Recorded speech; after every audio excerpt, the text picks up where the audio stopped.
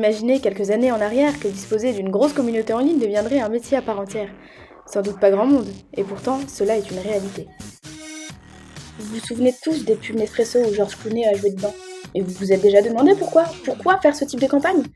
Mais c'est évident, la marque a voulu mettre en avant un personnage apprécié de tous afin que en fait, les consommateurs s'identifient à lui, l'aiment, l'apprécient et de ce fait consomment ses produits. Georges Clooney a en fait influencé une communauté, celle de Nespresso.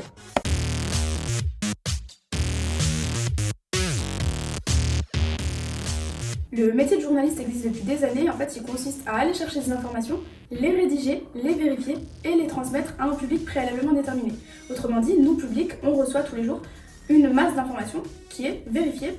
Hugo Clément, lui, était un journaliste engagé à la base. Il plaidait des causes comme l'économie, l'écologie surtout. Et fort de sa communauté, aujourd'hui, il est devenu carrément influenceur. Pourquoi? Tout simplement parce qu'il influence l'opinion publique à travers des photos, des vidéos, des contenus qu'il publie en ligne en fait, et qui peuvent avoir un impact sur les modes de pensée des gens et des consommateurs en général.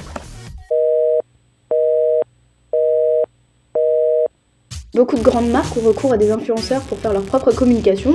En ce sens, ils se servent des influenceurs pour faire la promotion de leurs produits.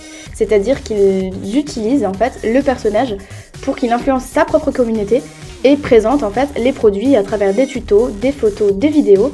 On voit ici du maquillage qui est promotionné par Chloé B, une influenceuse sur Instagram. Il faut savoir qu'aujourd'hui, le principe de smart influenceur se développe beaucoup.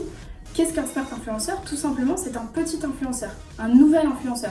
En ce sens, il n'a pas beaucoup de gens qui le suivent, il a une petite communauté, mais qui lui est très fidèle, et c'est très intéressant pour les marques parce que pourquoi? Tout simplement, elles vont transmettre des informations à un public qui est intéressé, qui porte un intérêt à la personne en l'occurrence, et qui n'est pas fondu dans une masse de personnes, dans une grosse communauté, qui effectivement sera moins réceptive à une information.